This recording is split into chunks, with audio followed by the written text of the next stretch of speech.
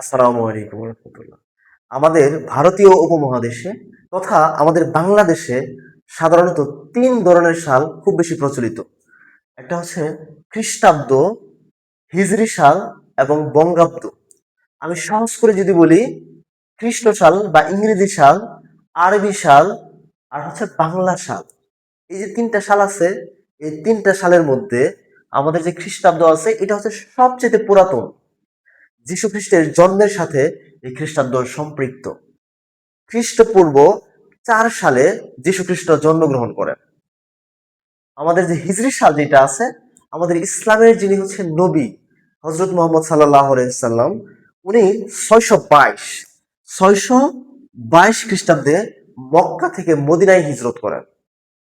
পরবর্তীতে হজরত উমর রাদিয়াল্লাহু তাআলা আনহু এই হিজরি সাল প্রবর্তন করেন। তবে হিজরি সালের গণনা শুরু হয় মহানবী সাল্লাল্লাহু আলাইহি সাল্লামের যে হিজরতের সাল 622 খ্রিস্টাব্দ, ওই 622 খ্রিস্টাব্দ থেকে। এইবার আসলে আমাদের বঙ্গাব্দ অর্থাৎ বাংলা সাল। এই বাংলা সাল চালু করেন সম্রাট আকবর। আমরা জানি যে মুঘল সম্রাট আছে না, সম্রাটের প্রথম সম্রাটকে মুঘল সম্রাট, সম্রাট বাবর, এরপরে সম্রাট হুমায়ুন, তারপরে হচ্ছে সম্রাট আকবর। অর্থাৎ মুঘলদের 3 নাম্বার যিনি সম্রাট ছিল, সেই সম্রাট আকবর এই বাংলা সাল চালু করেন। বাংলা সাল চালু করেন কত সালে? 1584 সালে। কত সালে? 1584 সাল। তবে এই বাংলা সালটা গণনা করা হয় সম্রাট আকবর যেদিন সিংহাসনে বসেন, অর্থাৎ 1556 সাল থেকে। 1556 সাল। তাহলে আমি সহজ ভাষায় যদি বলি, এই আমাদের বাংলা সাল এটা প্রবর্তন করে কে? সম্রাট আকবর। কত সালে? 1584 সালে। তবে এটা গণনা শুরু হয়েছে কবে থেকে? ওই যে সম্রাট আকবর যেদিন সিংহাসনে বসছেন 1556 সাল, এই বাংলা সাল গণনা শুরু হয়েছে 1556 সাল থেকে। এ পর্যায়ে আমি কথা বলবো আমাদের যে তিনটা সাল আছে, এই তিনটা সালের মাস, বছর এগুলো কিসের ভিত্তিতে গণনা করা হয়। প্রথমে আসি আমাদের খ্রিস্টাব্দ। এই খ্রিস্টাব্দ হচ্ছে একটা সূর্যকেন্দ্রিক মাস। অর্থাৎ আমাদের পৃথিবী যেটা আছে, পৃথিবীতে সূর্যের চারপাশে ঘুরতে কতদিন সময় লাগে সেটার উপর ডিপেন্ড করে আমার যে খ্রিস্ট সাল আছে সেটা গণনা করা হয়। ঠিক সেম একইভাবে আমাদের যে বাংলা সাল যেটা আছে, যেটা 1556 সাল থেকে গণনা শুরু হয়েছে, যেটা চালু হয়েছে 1584 সালে, সেই বাংলা সালটাও সূর্যকেন্দ্রিক। এটার মাস, বছর এগুলো গণনা করা হয় সূর্যকে কেন্দ্র কইরা। অর্থাৎ পৃথিবী সূর্যের চারপাশে কত দিনে ঘুরে সেটার উপর ভিত্তি করে আমার হচ্ছে খ্রিস্ট সাল এবং হচ্ছে বাংলা সাল, এই দুটার মাস এবং বছর গণনা করা হয়। আমাদের যে হিজরি সাল আছে, এই হিজরি সালের মাস এবং বছর গণনা করা হয় চন্দ্রকে কেন্দ্র কইরা। অর্থাৎ চাঁদ তো পৃথিবীর চারপাশে ঘুরে, চাঁদ পৃথিবীর চারপাশে কয় দিনে ঘুরে সেটার উপর ডিপেন্ড করে আমাদের যে হিজরি সাল বা আরবি সাল আছে সেটা গণনা করা হয়। এবার আমরা একটু কথা বলবো আমাদের কোন সালে মাস বা বছর কত দিনে। প্রথমে আসি হিজরি সাল। হিজরি সালের মাস হয় 29 দিনে অথবা 30 দিনে। অর্থাৎ আমাদের হিজরি যে মাসগুলো আছে, মহরম, সফর, রবিউল আওয়াল, রবিউল সানি, জামাদিউল আওয়াল, জামাদিউল সানি, এই যে আমাদের আরবি যে মাসগুলো আছে, এই মাসগুলা হয় 29 দিনে, না হয় 30 দিনে। কেন? কারণ সেটা চন্দ্র কেন্দ্রিক। এই চন্দ্র তো পৃথিবীর চারপাশে ঘুরে। পৃথিবীর চারপাশে একটা চন্দ্রের একবার ঘুরতে সময় লাগে কত? 27.3 দিন। এটাকে বলা হয় সিডেরিয়াল মান্থ। আমরা জানি এই যে চাঁদটা পৃথিবীর চারপাশে ঘুরে, পৃথিবী কি বসে আছে? পৃথিবী তো ঘুরতে থাকে। চাঁদ যখন 27.3 দিনে পৃথিবীর চারপাশে একটা ঘোরান দিয়েছে, তখন পৃথিবী আর তার আগের জায়গায় নেই, পৃথিবী তো একটা সামনের দিকে এগিয়ে গেছে। এই যে সামনের দিকে পৃথিবী যত দূর এগিয়ে গেছে, তত দূর চাঁদের যাওয়ার জন্য আরো 2 দিন বেশি সময় লাগে। অর্থাৎ চাঁদের ওই জায়গায় পৌঁছাইতে সময় লাগে হচ্ছে 29.5 দিন। এটাকে বলা হয় সিনোডিক মান্থ। অর্থাৎ চাঁদকে তার নিজের অবস্থানে, নিজের ফেজে আবার আসতে সময় লাগে 29.5 দিন। এই জন্য হচ্ছে আরবি মাস কখনো 29 দিনে হয়, কখনো 30 দিনে হয়। তাহলে 29 অথবা 30 দিনে যদি হয়, তাহলে আরবি বছর কত দিনে? এভারেজ করেন 29.5 দিনে হচ্ছে প্রতি মাস, তাহলে 12 মাসে 354 দিন। অর্থাৎ আরবি আমাদের যে বছর হয়, আরবি বছর হয় 354 দিনে। এবার আসেন আমাদের ইংরেজি সাল বা খ্রিস্ট সাল বা বাংলা সাল যেটা আছে, এখানে মাস বছর কত দিন। আমরা জানি আমাদের যে খ্রিস্ট সাল আছে এবং হচ্ছে যে বাংলা সাল আছে, এটা হচ্ছে সূর্য কেন্দ্রিক।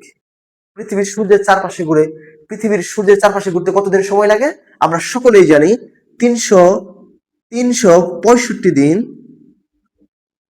5 ঘন্টা 48 মিনিট 47 সেকেন্ড। এটা সেকেন্ড, হ্যাঁ, সেকেন্ড। আচ্ছা, তাহলে আমার যে হচ্ছে বাংলা সাল যেটা আছে, ইংরেজি সাল যেটা আছে, এখানে বছর কত দিনে? 365 দিনে।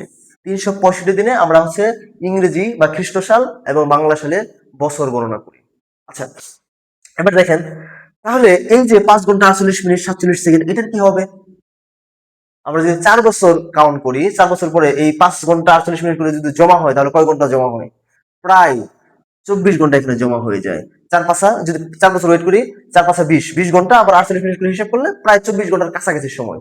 এই জন্য এই 4 বছর পরে পরে আমাদের একটা দিন করে বাড়াইতে হয়, সেটাকে বলা হয় লিপ ইয়ার। তাহলে আমাদের ইংরেজি সাল এবং বাংলা সাল এই দুইটার বছর হচ্ছে 365 দিনে। এই যে অতিরিক্ত 5 ঘন্টা 48 মিনিট 47 সেকেন্ড, এটার জন্য 4 বছর পরে পরে একদিন সময় আমাদের বাড়াইতে হয়। তখন হচ্ছে বছর হয় 365 + 1, 366 দিনে। এইখানেও একটা মানে ঝামেলা, ছোট্ট ঝামেলা থেকে যায়। এই ঝামেলা এড়ানোর জন্য আবার 400 বছর, প্রতি 400 বছরে 3টা লিপ ইয়ার বাদ দেওয়া হয়। কারণ এখানে আসলে 24 ঘন্টা হয় না, 24 ঘন্টা একটু কম হয়। এই যে আমরা কম হিসাব করলাম, এটা মানে 400 বছর যদি আমরা কাউন্ট করি এইভাবে, 400 বছরের মধ্যে দেখা যাবে 3টা লিপ ইয়ার, 3টা দিন কম হবে। এই জন্য 400 বছরে 3টা লিপ ইয়ার বাদ দেওয়া হবে। যাক, ওগুলো আমাদের আলোচনার বিষয় না। এরপরে আমি একটু সামারি করতেছি। আমাদের যে হিজরি সাল যেটা আছে, এই হিজরি সালে বছর হচ্ছে 354 দিনে। 354 দিনে।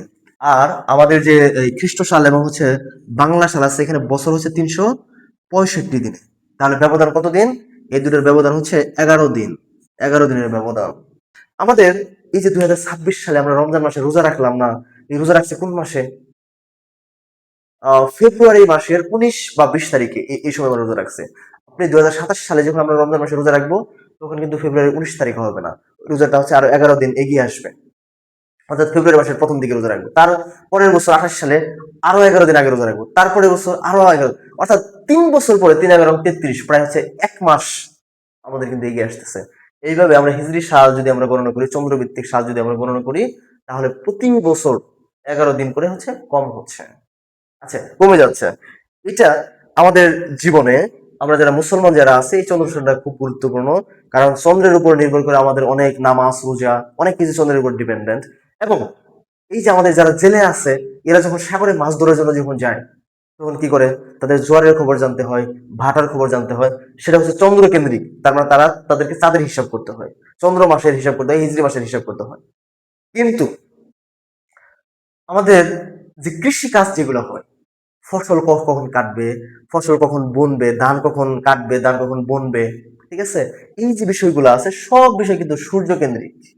আমি আরেকটু বলি, আমাদের বয়স, আমরা যখন এখানে আমরা যারা আছি, আমরা একটা সময় দেখছি রমজান কোন মাসে হয়েছে, একদম প্রচন্ড শীত, কনকনা শীতের মধ্যে আমরা রোজা রাখছে। এরপরে আস্তে আস্তে রমজানটা হচ্ছে মানে শীত থেকে বের হয়ে গরমের মধ্যে চলে আসলো, গ্রীষ্ম, বর্ষার মধ্যে রোজা রাখছে, গ্রীষ্মের মধ্যে রোজা রাখছে, এখন এই যে আবার শরৎ, এরপরে হেমন্ত, এই বসন্তের মধ্যে আমরা রোজা রাখতেছে। আগামী বছর থেকে দেখা যাবে আস্তে আস্তে আবার শীতের মধ্যে চলে যাচ্ছে। কিন্তু ইংরেজি বা বাংলা সালে কিন্তু কখনো এরকম হয় না। আজ থেকে আমাদের এইখানে শীত পড়ে হচ্ছে কোন মাসে? জানুয়ারি মাসে প্রচন্ড শীত থাকে। আজ থেকে 200 বছর আগে এই জানুয়ারি মাসে শীত ছিল, আজ থেকে 500 বছর আগে জানুয়ারি মাসে শীত ছিল, আজ থেকে 1000 বছর আগে এই জানুয়ারি মাসে শীত ছিল। আমরা যদি ভবিষ্যতের কথা বলি, আজ থেকে 200 বছর পরে এই জানুয়ারি মাসে প্রচন্ড শীত থাকবে। আজ থেকে 1000 বছর পরে জানুয়ারি মাসে প্রচন্ড শীত থাকবে। এপ্রিল মাসে সবচেয়ে গরম হয়, আজ এপ্রিল মাসে গরম হয়, 1000 বছর আগে এপ্রিল মাসে গরম ছিল, আর 1000 বছর পরেও সেই এপ্রিল মাসে প্রচন্ড গরম থাকবে। ঠিক আছে? তো এই ইংরেজি আমি যদি বাংলায় বলি, মাঘ মাসে প্রচন্ড শীত থাকে, বৈশাখ জ্যৈষ্ঠ মাস, চৈত্র বৈশাখ জ্যৈষ্ঠ প্রচন্ড গরম থাকে। আজ থেকে 100 বছর আগে ছিল, আবার 100 বছর পরে হবে, 500 বছর পরে হবে, আর 1000 বছর পরেও ঠিক আমার হচ্ছে চৈত্র বৈশাখ জ্যৈষ্ঠ মাসে প্রচন্ড গরম থাকবে। এবং হচ্ছে আমাদের এই কি বলে, মাঘ মাসে প্রচন্ড শীত থাকবে, এখনো থাকে পরে। তার মানে হচ্ছে আমাদের যে সূর্য কেন্দ্রিক যে সময়টা আছে, এটা সূর্য কখন কোন অক্ষাংশের উপর, কোন দ্রাঘিমাংশের উপর কিভাবে সূর্যের কিরণ দেয়, লম্বভাবে দিচ্ছে নাকি আনুভূমিক দিচ্ছে, সেটার উপর ডিপেন্ড করে আমার যে হচ্ছে এই সূর্যের যে মাস, সেটা নির্ধারণ হচ্ছে। তার মানে আমাদের যে ঋতু যেগুলো, কখন শীত হবে কখন বর্ষা হবে, সবগুলো হচ্ছে সূর্য ডিপেন্ডেন্ট, সবগুলো হচ্ছে সূর্য কেন্দ্রিক। একটা কৃষক কখন ফসল ফলাবে, কখন খেতে ধান বুনবে, কখন ধান কাটবে, এগুলো সব কিছু হচ্ছে সূর্য কেন্দ্রিক, এগুলো কোনোটাই চন্দ্র কেন্দ্রিক না। এবার দেখো সম্রাট আকবরের কি সমস্যা শুরু হলো। সম্রাট আকবর যখন ক্ষমতায় আসলো কত সাল, 1556 সালে যখন ক্ষমতায় আসলো, তখন সবকিছু হিসাব করা হয় চন্দ্র কেন্দ্রিক। তাইলে ওনার বছরে একটা দিন থাকবে যে দিনে উনি খাজনা নিবে। এখন উনি খাজনার জন্য একটা ডেট নির্ধারণ করে দিল, ধরে নিলাম সেটা মহরম মাসের কোন একটা তারিখে উনি খাজনা নির্ধারণ করে দিল, অমুক দিন কৃষকদের সবাইকে খাজনা দিতে হবে। কিন্তু ওই বছর দেখা গেল কৃষকরা ওই সময় ফসল কাটছে, খাজনা দিতে পারছে। 10 বছর পরে কি হবে, আরবি মাস তো কমে আসতেছে, 10 বছর পরে দেখা যাবে ওইটা প্রায় হচ্ছে 3 মাস 4 মাস হচ্ছে পিছিয়ে গেছে। তো ওই সময় কৃষকের আর ফসল কাটা নাই, কৃষক খাজনা দিবে কই থেকে? তাহলে এই সমস্যাটা করলো হচ্ছে সম্রাট আকবর। এই সমস্যার সমাধান করার জন্য উনি ওনার একজন আছে, ওনার নাম হচ্ছে ফতেউল্লাহ খান সিরাজি। ওনাকে বললেন যে তাইলে এমন একটা মাস গণনার সিস্টেম ব্যবস্থা করেন যে মাস অনুযায়ী আমি খাজনা আদায় করতে পারবো, যে মাস অনুযায়ী আমার কৃষক জমির ফসল কাটবে, যে মাস অনুযায়ী আমার কৃষক খেতে ধান বুনবে, এরকম একটা সাল আপনি তৈরি করে দেন। তখন এই ফতেউল্লাহ সিরাজি উনি হচ্ছে কি করলেন, উনি হচ্ছে এই যে বাংলা সাল যেটা আছে এই বাংলা সালের প্রবর্তন করলেন, সেটা হচ্ছে সূর্য কেন্দ্রিক। তার আগে একটু বলি,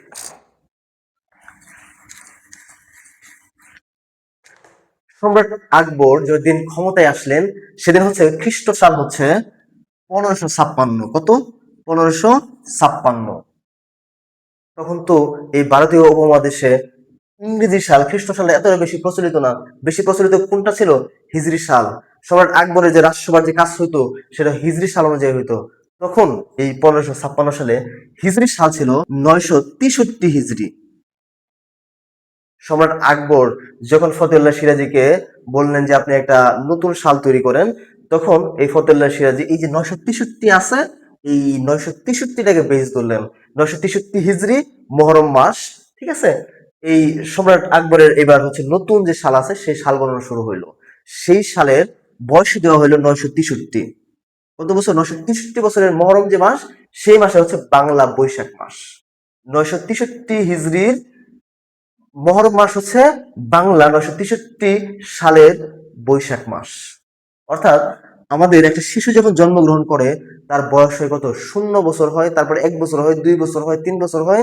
কিন্তু আমাদের যে বাংলা সাল যখন শুরু হয়েছে, বাংলা সাল শুরুই হয়েছে, জন্ম যেদিন হয়েছে সেদিন তার বয়স হচ্ছে 963 বছর। তাহলে সম্রাট আকবর যেদিন হচ্ছে এই বাংলা সাল প্রবর্তন করলেন সেদিন হচ্ছে ইংরেজি সাল, খ্রিস্ট সাল হচ্ছে 1556 সাল। আমাদের যে এই বাংলা সাল আছে সেটা হচ্ছে 963 সাল। হিজরি সাল যেটা আছে 963 সাল। মানে হিজরি সাল এবং হচ্ছে বাংলা সাল দুইটাই সেম। এমনকি হিজরি সালের মহরম মাস আর বাংলা সালের বৈশাখ মাস ওই সময় 963 হিজরিতে দুইটাই ঠিক সেম ছিল, একই মাসে ছিল। মহরম মাসের প্রথম দিন, এখানে বৈশাখ মাস বাংলা মাসের প্রথম দিন হিসেবে গণনা করা হয় 963 সাল থেকে। একটা শিশু যখন জন্মগ্রহণ করে তার বয়স থাকে 0 বছর, এরপর 1 বছর 2 বছর হয়। আমাদের বাংলা সাল যেদিন জন্মগ্রহণ করছে ওই দিনে বাংলা সালের বয়স হচ্ছে 963 বছর। আচ্ছা এবার আসো, বাংলা হচ্ছে 963 সাল, ইংরেজি হচ্ছে 1556 সাল। তাহলে এই দুইটা যদি মাইনাস করি, বিয়োগ করি, তাহলে কত হয় একটু বিয়োগ করেন তো। বিয়োগ করলে হয় 593। তার মানে বয়সের ব্যবধান কত? 593 বছর। তার মানে যে কোনো ইংরেজি সাল থেকে যদি 593 বছর আপনি বিয়োগ করে দেন তাহলে সেটার বাংলা সাল বের হবে। এটার কিছু উদাহরণ দিই। বর্তমান কত সাল? 2026 সাল। 2026। তাহলে এই 2026 সাল থেকে যদি 593 মাইনাস করে দেই, 593 যদি বিয়োগ করি তাহলে বাংলা সাল বের হবে। বিয়োগ করেন, আপনি বিয়োগ করলে কত হয়? বিয়োগ করেন, বিয়োগ করলে দেখবেন 1433 সাল। অর্থাৎ এই যে আমরা আজকে পয়লা বৈশাখ পালন করতেছি, পয়লা বৈশাখ পালন করবে, এটা কত সাল? 1433 বঙ্গাব্দ। যে কোনো ইংরেজি সাল থেকে যদি 593 বিয়োগ করা হয় তাহলে বাংলা সাল বের হয়। তবে একটু ঝামেলা আছে। কি ঝামেলা? শুধু কি আমরা এই 593 বিয়োগ করব, মাস তারিখ এগুলো বিয়োগ করবো না? এটা একটু দেখেন। জাস্ট আজকের আমি যদি বলি, আজকে আমাদের কত তারিখ? 14 এপ্রিল 2026। কত বললাম? 14 এপ্রিল। এপ্রিল কত নম্বর মাস? 4 নম্বর মাস। কত? 2026। আজকে বাংলা মাসের তারিখ কত? 01 বৈশাখ মাস 1433। আপনি এবার একটু বিয়োগ করে দেন তো, বিয়োগ করলে কত হয়? এখানে হচ্ছে 13, এখানে হচ্ছে 03, আর এখানে হচ্ছে 593। অর্থাৎ যে কোনো ইংরেজি সাল থেকে যদি আমি 13 দিন 3 মাস 593 যদি বছর যদি বিয়োগ করে দেই, তাহলে এক্সাক্ট বাংলা সাল বের হয়ে যাবে। আমি আবার বলতেছি, যে কোনো ইংরেজি সালের তারিখ মাস থেকে 13 দিন 3 মাস 593 বছর যদি বিয়োগ করে দেই, তাহলে কি বের হবে? বাংলা সাল বের হয়ে যাবে। আমি কয়েকটা উদাহরণ দেই। আমাদের বিখ্যাত কবি কাজী নজরুল ইসলামের জন্ম তারিখ কবে? 24শে মে 1899। 24 মে কয় নাম্বার মাস? 5 নাম্বার মাস, 1899। আমি কত বিয়োগ করব? 13 দিন 3 মাস 593 বছর। আমি এবার যদি বিয়োগ করি, তাহলে বিয়োগ করলে কত হয়? 24 থেকে 13 যদি বিয়োগ করি তাহলে কত হয়? 11 হয়। 5 থেকে 3 যদি বিয়োগ করি কত হয়? 02 হয়। এবার 1899 থেকে 593 যদি মাইনাস করি তাহলে কত হয়? 1306 হয়।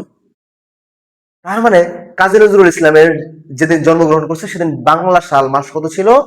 মাসের 11 তারিখ ছিল। 2 নাম্বার মাস ছিল, তাহলে 2 নাম্বার মাসের নাম কি? জ্যৈষ্ঠ মাস। তার মানে কাজী নজরুল জন্মগ্রহণ করছে 11ই জ্যৈষ্ঠ 1306 বঙ্গাব্দে। এবার আমরা আরেকটা আসি। আমাদের আরেকজন কবি আছে রবীন্দ্রনাথ ঠাকুর। রবীন্দ্রনাথ ঠাকুর জন্মগ্রহণ করছে 7ই মে 1861। তাহলে 7 মে, মে মানে কয় মাস? 5 নাম্বার মাস। কত সাল? 1861 সাল। আমরা বিয়োগ করবো কত? 13, 03, 593। আমি যদি এবার বিয়োগ করি, তো আমরা কি বিয়োগ করবো দেখেন? 7, উপরে 7 আছে, নিচে 13 আছে। আচ্ছা, এখন এই 7 থেকে কি 13 মাইনাস করা যায়? যায় না। তাহলে আমরা কি করি? যে আমরা যেরকম হাতে নিতাম ঠিক এখানেও ঠিক সেম। আমরা কি করব? এই যে এখানে আছে না, এই যে এই 5টা মাস, 5টা মাস থেকে একটা মাস এখানে নিয়ে আসবো। নিয়ে আসলে কত যোগ হবে? এটা কি মাস? মে মাস। মে মাস কয় দিনে? 31 দিনে। তাহলে হচ্ছে আমি যদি 31 এখানে নিয়ে আসি, তাহলে এখানে হলো 31, তখন কি এখানে আর 5 থাকে? এখানে 5 থাকে না, এখানে কত কত থাকে? 4 থাকে। অর্থাৎ 4 নাম্বার মাস। এখান থেকে একটা মাস আমি এখানে নিয়ে আসছি। একটা মাসের যে দুটো তারিখ, এই জন্য হচ্ছে তারিখ হিসেবে 31 যোগ হয়েছে। ঠিক আছে? তাহলে এবার দেখেন, এখানে দুটো যোগ করলে কত হইলো আমার? 38। এবার আপনি একটু বিয়োগ করেন তো। 38 থেকে 13 যদি আমরা বিয়োগ করি তাহলে কত হয়? তখন হচ্ছে 25। কত হচ্ছে? 25 হচ্ছে। এবার দেখেন এখানে কত হচ্ছে? আগে 5 ছিল, 5 থেকে তো আমরা হচ্ছে একটা মাস এখানে নিয়ে আসছি। রয়েছে কত? 4 রয়েছে। এবার 4 আছে উপরে, নিচে আছে 3, বিয়োগ করলে কত হয়? 01। আবার এটা বিয়োগ করেন, 3 আছে, 1 হচ্ছে কত হইলে? 11 আছে হবে 8 হইলে, মানে এটা হচ্ছে 1268। আপনি বিয়োগ করে দেখেন। তার মানে আমি যদি বলি আমার রবীন্দ্রনাথের যে জন্মদিন, ওই দিন হচ্ছে বাংলা কত তারিখ ছিল? 25 তারিখ ছিল। কোন মাসের 25 তারিখ? বাংলা 1 নাম্বার মাস, অর্থাৎ বৈশাখ মাসের 25 তারিখ। সাল কত? 1268। তার মানে রবীন্দ্রনাথ ঠাকুর বাংলায় জন্মগ্রহণ করছে 25শে বৈশাখ 1268। ঠিক এইভাবে আপনি বাংলা যে সালগুলো আছে, বাংলা যে মাসগুলো আছে, সেই মাসগুলা সালগুলো আপনি এইভাবে বের করতে পারবেন। তবে এখানে আমি একটা জিনিস বলে নেই, এই যে আমরা যে তারিখ বের করলাম 25শে বৈশাখ, 11ই জ্যৈষ্ঠ, এই যে এরকম যে তারিখটা আছে, অনেক সময় এই তারিখটা 1 দিন বা 2 দিন এদিক সেদিক হইতে পারে, তবে মাস এদিক সেদিক হবে না। মাস এবং সাল এটা কখনো এদিক সেদিক হবে না। আপনি যদি 13 দিন 3 মাস 593 বছর যদি মাইনাস করেন, তাহলে মাস এবং সাল কখনো এদিক যেটা বের হবে এইটাই এক্সাক্ট এটাই হবে। তবে তারিখ যেটা আছে এটা 1 দিন এদিক সেদিক হইতে পারে। কারণ কি? কারণ হচ্ছে বাংলা গণনার প্রসেস হচ্ছে একরকম, ইংরেজি আমাদের মাস কয় দিনে এটা গণনার প্রসেসটা একরকম। এরকম ইংরেজিতে যখন আমরা গণনা করি, জানুয়ারি মাস কয় দিনে? 31 দিনে। ফেব্রুয়ারি মাস 29 দিনে। এবার হচ্ছে মার্চ মাস 31 দিনে। এপ্রিল মাস হচ্ছে 30 দিনে। এইভাবে আমরা গণনা করি। কিন্তু যখন আমি বাংলায় গণনা করি, বৈশাখ জ্যৈষ্ঠ আষাঢ় শ্রাবণ ভাদ্র আশ্বিন, এই যে প্রথম যে 6টা মাস আছে, এই 6টা মাসই 31 দিনে। তার মানে এই যে এখানে 31 দিন টানা, 6টা মাস 31 দিন হিসাব করলাম, আর ওখানে একটা 31 দিন, পরেরটা 30, একটা 31, পরেরটা 30। এই যে এটার জন্য অনেক সময় বিয়োগ করার পরে মাস তারিখটা 1 দিন এদিক সেদিক হইতে পারে। তবে আমার যে মাসটা বের হবে, মাসটা কখনোই মানে এদিক সেদিক হবে না, মাসটা এক্সাক্ট বের হবে। সাল যেটা হয় সেটা এক্সাক্ট বের হবে। শুধু দিনটা, তারিখটা 1 দিন এদিক সেদিক হলে হতে পারে, তবে ম্যাক্সিমাম ক্ষেত্রে ঠিকই হবে যদি সঠিকভাবে বিয়োগ করা যায়। এবার আসেন বাংলার কোন মাস কত দিনে। আমাদের যে 12টা মাস আছে, এই 12টা মাসের মধ্যে প্রথম 6টা মাস বাংলাতে 31 দিনে, অর্থাৎ বৈশাখ, জ্যৈষ্ঠ, আষাঢ়, শ্রাবণ, ভাদ্র, আশ্বিন, এই যে 6টা মাস আছে, এই 6টা মাস 31 দিনে। কত দিনে? 31 দিনে। আর পরের যে 6টা মাস আছে, কার্তিক, অগ্রহায়ণ, পৌষ, মাঘ, ফাল্গুন, চৈত্র, এইখানে শুধুমাত্র এই ফাল্গুন মাসটা বাদে বাকি যে 5টা মাস আছে, কার্তিক, অগ্রহায়ণ, পৌষ, মাঘ, চৈত্র, এই 5টা মাস হচ্ছে 30 দিনে। কত দিনে? 30 দিনে। ব্যতিক্রম শুধু ফাল্গুন, এই ফাল্গুন মাসটা হচ্ছে 29 দিনে। তাহলে আমি যদি বলি বাংলা মাস কোন মাস কত দিনে, বাংলার প্রথম যে 6টা মাস আছে, বৈশাখ, জ্যৈষ্ঠ, আষাঢ়, শ্রাবণ, ভাদ্র, আশ্বিন, এই 6টা মাস হচ্ছে 31 দিনে। আর পরের যে 6টা মাস আছে, কার্তিক, অগ্রহায়ণ, পৌষ, মাঘ, ফাল্গুন, চৈত্র, এই 6টা মাসের মধ্যে শুধুমাত্র ফাল্গুন মাসটা হচ্ছে 29 দিনে। আর বাকি যে মাসগুলো আছে, কার্তিক, অগ্রহায়ণ, পৌষ, মাঘ, চৈত্র, এই যে বাকি 5টা মাস, এই 5টা মাস হচ্ছে 30 দিনে। তাহলে ফাল্গুন মাস কেন 29 দিনে? আমরা জানি ইংরেজিতে লিপ ইয়ার হয় কোন মাসে? ফেব্রুয়ারি মাসে। তাহলে বাংলাতে লিপ ইয়ার হয় কোন মাসে? বাংলা যে আমাদের সাল আছে, এখানে লিপ ইয়ার হয়েছে ফাল্গুন মাসে। এই ফাল্গুন মাস হচ্ছে 29 দিনে। নর্মালি যে সালে ইংরেজিতে লিপ ইয়ার হয়, ঠিক ওই সময় যে ফাল্গুন মাসটা আসবে, সেই ফাল্গুন মাস তখন হবে 30 দিনে। অর্থাৎ লিপ ইয়ারের সময় ফাল্গুন মাস হবে 30 দিনে, অন্যথায় অন্য অন্য সময় এই ফাল্গুন মাস হবে 29 দিনে। ঠিক আছে, এবার আসেন আমাদের লিপ ইয়ার, বাংলাতে লিপ ইয়ার হয় কোন মাসে? ফাল্গুন মাসে। কেমনে বের করব? দেখেন সেম জিনিস, আমাদের ফেব্রুয়ারি মাসে তো লিপ ইয়ার হয়, তাহলে ফেব্রুয়ারি, ফেব্রুয়ারি কত নম্বর মাস? 2 নম্বর মাস। বিয়োগ করতে হবে কত? আমরা মাস থেকে 13 দিন, 3 মাস, 593 বছর, তাহলে 3 মাস বিয়োগ করতে হবে। কয় মাস? 3 মাস। আমি যদি 3 মাস বিয়োগ করি, তাহলে কত হয় দেখেন তো? উপরে আছে 2, নিচে আছে 3, বিয়োগ করা যায়? যায় না। তাহলে এখানে কিছু যোগ করতে হবে। এখানে সাল আছে, সালে থেকে একটা সাল নিয়ে এসে এখানে নিয়ে আসতে হবে। এটা যেহেতু মাস, তাহলে আমি যখন এখান থেকে একটা বছর নিয়ে আসলাম, তখন এই মাসের এখানে কত যোগ হবে? 12 যোগ হবে, যেহেতু মাস এটা। ঠিক আছে, 12 যোগ হইলো। এই 12 যখন যোগ হইলো, তখন কত হইলো? উপরে হইলো 12 আর 2 কত হইলো? 14 হইলো। কত হইলো? 14। এখন আপনি এই 14 থেকে 3 বিয়োগ করে দেন, বিয়োগ করলে কত হয়? 11 হয়, তাই না?